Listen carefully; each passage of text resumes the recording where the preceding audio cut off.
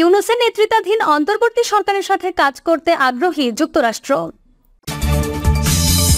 শ্রীলঙ্কার গার্ডিয়ানের নিবন্ধ, জনগণের সঙ্গে নয় ভারতের সম্পর্ক ছিল হাসিনার সঙ্গে। এবং সর্বশেষ জানাবো, টাকা পাচারের স্বর্গ বাংলাদেশ। আওয়ামী লীগের 16 বছরের শাসনামলে সাধারণ মানুষের রক্ত চুষে বিদেশে বানিয়েছে সাম্রাজ্য। এতক্ষণ শুনছিলেন সংবাদ শিরোনাম, এবার বিস্তারিত। ইউনূসের নেতৃত্বাধীন অন্তর্বর্তী সরকারের সাথে কাজ করতে আগ্রহী যুক্তরাষ্ট্র।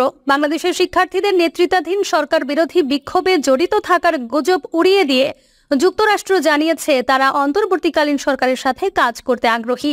ওয়াশিংটনের নিয়মিত ব্রিফিংয়ে ডেপুটি প্রিন্সিপালের মুখপাত্র বেদান্ত প্যাটেল সাংবাদিকদের বলেন, বাংলাদেশের জনগণের গণতান্ত্রিক ভবিষ্যতের রূপরেখা নির্ধারণে ডক্টর মোহাম্মদ ইউনূসের নেতৃত্বাধীন অন্তর্বর্তীকালীন সরকারের সাথে কাজ করতে আমরা প্রস্তুত ও আগ্রহী। যুক্তরাষ্ট্র বাংলাদেশের ঘটনাবলী নিবিড়ভাবে পর্যবেক্ষণ করছে বলেও জানান তিনি। বাংলাদেশের সাম্প্রতিক ছাত্র বিক্ষোভে চীনের প্রভাব ছিল এমন দাবির প্রসঙ্গে জানতে চান একজন সাংবাদিক। উত্তরে বেদান্ত প্যাটেল বলেন, তিনি এসব বিষয়ে জল্পনা করতে চান না। ওই সাংবাদিক আরও বলেন, ক্ষমতাচ্যুত সরকারের ঘনিষ্ঠ মিত্র ভারতের কিছু সংবাদ মাধ্যম বাংলাদেশের সরকার বিরোধী বিক্ষোভে যুক্তরাষ্ট্রের জড়িত থাকার কথা বলছে। এমন কোনো প্রতিবেদন তিনি দেখেননি উল্লেখ করে প্যাটেল বলেন, আমি দ্ব্যর্থহীনভাবে বলতে পারি যে এগুলো সত্য নয়। এ কারণেই আমি এগুলো দেখিনি। নোবেল বিজয়ী এবং বিশ্বব্যাপী প্রশংসিত অর্থনীতিবিদ অধ্যাপক মোহাম্মদ ইউনূস গত 8 আগস্ট অন্তর্বর্তীকালীন সরকারের প্রধান উপদেষ্টা হিসেবে শপথ গ্রহণ করেন। যুক্তরাষ্ট্র জানিয়েছে তারা বাংলাদেশের অন্তর্বর্তীকালীন সরকারকে সমর্থন করবে এবং বিভিন্ন ইস্যুতে ঢাকার সঙ্গে সম্পর্ক জোরদার করবে। এছাড়াও স্বাস্থ্য, শিক্ষা, শ্রম, সুশাসন ও রোহিঙ্গা ইস্যুতে বাংলাদেশের সঙ্গে ঘনিষ্ঠভাবে কাজ করবে বলে জানিয়েছে যুক্তরাষ্ট্র। এর আগে যুক্তরাষ্ট্র সরকারের পক্ষ থেকে প্রধান উপদেষ্টাকে অভিনন্দন জানিয়ে বলা হয় তারা একসাথে কাজ করার অপেক্ষায় রয়েছে। শ্রীলঙ্কার গার্ডিয়ানের নিবন্ধ, জনগণের সঙ্গে নয় ভারতের সম্পর্ক ছিল হাসিনার সঙ্গে। ছাত্র জনতার গণ অভ্যুত্থানে আওয়ামী লীগ সরকারের পতনে বাংলাদেশের প্রভাব কমতে শুরু করেছে ভারতের। এর কারণ হিসেবে ঢাকা বিশ্ববিদ্যালয়ের আন্তর্জাতিক সম্পর্ক বিভাগের সাবেক অধ্যাপক ডক্টর ইমতিয়াজ আহমেদ বলেছেন, ভারতের সম্পর্ক বাংলাদেশের জনগণের সঙ্গে ছিল না, ছিল শেখ হাসিনার সঙ্গে। সেটাই ব্যর্থ হয়েছে। নিবন্ধে বলা হয়েছে, ভারতের প্রতিরক্ষামন্ত্রী রাজনাথ সিং সম্প্রতি যা বলেছেন তার পেছনে 3টি গুরুত্বপূর্ণ কারণ সম্ভবত অবদান রেখেছে। প্রথমত, তিনি ঘরোয়া নির্বাচনী এলাকায় ভাষণ দিতে চেয়েছিলেন এবং ভারতীয় জনগণকে আশ্বস্ত করতে চেয়েছিলেন। তিনি তার বক্তৃতায় যা উল্লেখ করেছেন তা থেকে এটি বেশ স্পষ্ট যে আমাদের অপ্রত্যাশিত মোকাবেলা করতে হবে। তার এই অপ্রত্যাশিত শব্দটি থেকে স্পষ্ট হয়ে যায় যে তিনি মূলত বাংলাদেশের সম্প্রতি পট পরিবর্তনকে বোঝাতে চেয়েছেন, যেটাকে ভারতের জন্য বড় ধাক্কা হিসেবে দেখা হচ্ছে। মূলত ভারতের গণমাধ্যম এবং ভারতের কিছু নীতি নির্ধারক গত 5 আগস্টের পরে তেমনই ইঙ্গিত দিয়েছেন। নিবন্ধে লেখক বলেছেন, আমি মনে করি ভারতের অভ্যন্তরীণ নির্বাচনী ব্যবস্থাকে আশ্বস্ত করার দরকার ছিল। দেখুন, এটি অপ্রত্যাশিত ছিল, কিন্তু আমরা এটির দিকে নজর দিচ্ছি বা আমরা পরিস্থিতি পর্যবেক্ষণ করছি। আমরা জানি সেখানে কি ঘটছে ইত্যাদি। আমি নিশ্চিত ভারতের বেশিরভাগ অংশ অবশ্যই এই ঘটনায় পুরোপুরি হতবাক হয়েছে, কারণ গত 1 দশক বা তারও বেশি সময় ধরে ভারত বলে আসছিল বাংলাদেশের সাথে তাদের সম্পর্ক সবচেয়ে ভালো। দ্বিতীয় কারণটি হলো, আমরা এখন এমন একটি বহুমুখী বিশ্বে আছি যেখানে ভারত অন্যতম প্রধান শক্তি হিসেবে তার অবস্থান অর্জন করতে চায়। দেশটির অর্থনীতি আয়তনের দিক থেকে ইতোমধ্যেই যুক্তরাজ্য ও ফ্রান্সকে ছাড়িয়ে গেছে। আর তাই সেই দৃষ্টিকোণ থেকে ভারতও যুক্তরাষ্ট্রকে সতর্ক করতে চেয়েছিল, কারণ ভারতের সাধারণ বর্ণনায় বাংলাদেশের অভ্যুত্থানের পেছনে যুক্তরাষ্ট্রের হাত ছিল। ভারতীয় প্রতিরক্ষামন্ত্রী একই সঙ্গে চীনকেও সতর্ক করতে চেয়েছেন। তিনি তাদের বলার চেষ্টা করেছেন, বাংলাদেশের পরিবর্তন হলেও ভারত প্রস্তুত রয়েছে। নয়াদিল্লি যুক্তরাষ্ট্রকে বিশেষভাবে সতর্ক করেছে, কারণ ভারত প্রশান্ত মহাসাগরীয় ইস্যু সহ অনেক ক্ষেত্রে ভারত এই দেশের সাথে জড়িত। কিন্তু একই সময়ে ভারত ক্রমবর্ধমানভাবে দেখিয়ে চলেছে তার পররাষ্ট্রনীতি হতে হবে দ্য ইন্ডিয়া ওয়ে। ভারতে এই বিষয়ে কিছুটা ঐক্যমত রয়েছে, যদিও নিষেধাজ্ঞা থাকার সত্ত্বেও রাশিয়ার সাথে সম্পর্ক বজায় রেখেছে ভারত।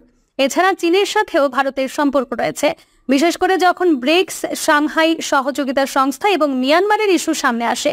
আমি মনে করি ভারতীয় প্রতিরক্ষা মন্ত্রীর এই বিশেষ বক্তব্যের মাধ্যমে এটিকেও কোনোভাবে সম্বোধন করা হয়েছিল।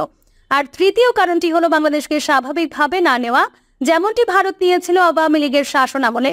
তাই আমি মনে করি সেই বার্তাটি ভারতীয় শ্রেণীবিন্যাস এবং স্টেক হোল্ডারদের কাছে পাঠানো হয়েছে এটা বেশ সোজা একটি কারণ, বিশেষ করে যখন আমাদের প্রধান উপদেষ্টা তিস্তার পানি বন্টন, সীমান্ত হত্যা, সার্ককে পুনরুজ্জীবিত করা সহ আরও বেশ কিছু বিষয় ইতোমধ্যেই উল্লেখ করেছেন। এর আগে তিনি ভারতের উত্তর পূর্বাঞ্চল নিয়ে বিশেষ বক্তব্য দিয়েছেন। সুতরাং আমি মনে করি ভারতীয় প্রতিরক্ষা মন্ত্রী যা বলতে চেয়েছেন তা হলো গত এক দশক বা তারও বেশি সময়ে আওয়ামী লীগ তাদের মাথা ব্যথার কারণ ছিল না। এছাড়াও বাংলাদেশের নতুন শাসন ব্যবস্থার সঙ্গে কাজ করতে চায় ভারত। এই তিনটি বিষয়ে গুরুত্বপূর্ণ হলেও বল এখন ভারতের কোর্টে।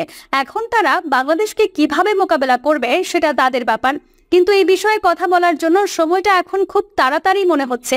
বাংলাদেশকে ভারত কিভাবে মোকাবেলা করবে বা কিভাবে যুক্ত থাকবে তা আগামী 3 থেকে 6 মাসের মধ্যে স্পষ্ট হয়ে যাবে। নিউ ইয়র্কে জাতিসংঘে অধিবেশনের ফাঁকে বাংলাদেশের প্রধান উপদেষ্টা এবং ভারতীয় প্রধানমন্ত্রীর মধ্যে যদি বৈঠক হয় তাহলে তা আমাদের ইঙ্গিত দিতে পারে কী ধরনের পরিবর্তন আসবে।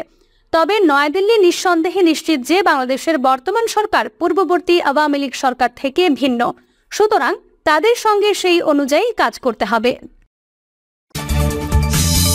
টাকা পাচারের স্বর্গ বাংলাদেশ। আওয়ামী লীগের 16 বছরের শাসনামলে সাধারণ মানুষের রক্ত চুষে বিদেশে বানিয়েছে সাম্রাজ্য। গত 1.5 দশকে টাকা পাচারের স্বর্গরাজ্য ছিল বাংলাদেশ। স্বচ্ছতা, জবাবদিহি, সুশাসনের অভাব আর প্রাতিষ্ঠানিক দুর্নীতির প্রশ্রয়ে এদেশে টাকা খুব সহজেই পাচার হয়েছে ভিন দেশে। বিভিন্ন তথ্যপাত্র বলছে এ সময়ে প্রায় 17.5 লাখ কোটি টাকা পাচার হয়েছে। সরকারের অন্তত 7টি নজরদারি সংস্থা থাকার পরও সবার নাকে ডগায় এই বিপুল অঙ্কের টাকা চলে গেছে বিদেশে। আর এই পাচারের প্রায় 80% হয়েছে বাণিজ্যের আড়ালে। বিশ্লেষকরা বলছেন মূলত দুর্বল শাসন ব্যবস্থা, নজরদারি সংস্থাগুলোর সমন্বয়হীনতা আর রাজনৈতিক সদিচ্ছার অভাব সহ অন্তত 1 ডজন কারণে টাকা পাচারের কেন্দ্রে পরিণত হয়েছে বাংলাদেশ। আশার কথা হচ্ছে অন্তর্বর্তী সরকার দায়িত্ব নিয়েই টাকা পাচার ঠেকানো এবং পাচার করা টাকা ফেরাতে কঠোর অবস্থান নিয়েছে। এরই মধ্যে টাস্ক ফোর্স গঠনের ঘোষণা দেওয়া হয়েছে। বিশেষজ্ঞদের মতামত ও দুদকের বিগত বার্ষিক প্রতিবেদনগুলো পর্যালোচনায় এসব তথ্য জানা গেছে। এদিকে গতকাল দুদকে বৈঠক করেছেন যুক্তরাষ্ট্রের ফেডারেল ব্যুরো অব ইনভেস্টিগেশনের 2 জন প্রতিনিধি। তাদের কাছে পাচারের টাকা ফেরাতে সহায়তা চেয়েছে দুদক। তথ্য উপাত্ত থেকে আরও জানা যায়, পণ্য আমদানি রপ্তানির আড়ালে বড় অঙ্কের মুদ্রা পাচার করা হয়। কখনো আন্ডার ইনভয়েস বা কখনো ওভার ইনভয়েসের মাধ্যমে এই পাচার হয়ে থাকে। প্রবাসীদের বাড়তি টাকা দেওয়ার প্রলোভন দেখিয়ে হুন্ডির মাধ্যমেও একটি বড় অঙ্কের টাকা পাচার হয়।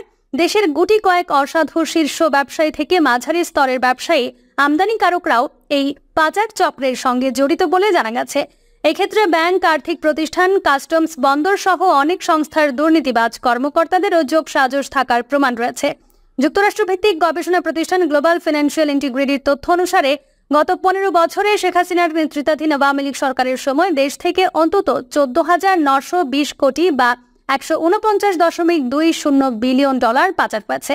বাংলাদেশি মুদ্রায় পাচার করা টাকার পরিমাণ দাঁড়ায় 17,60,000 কোটি টাকা।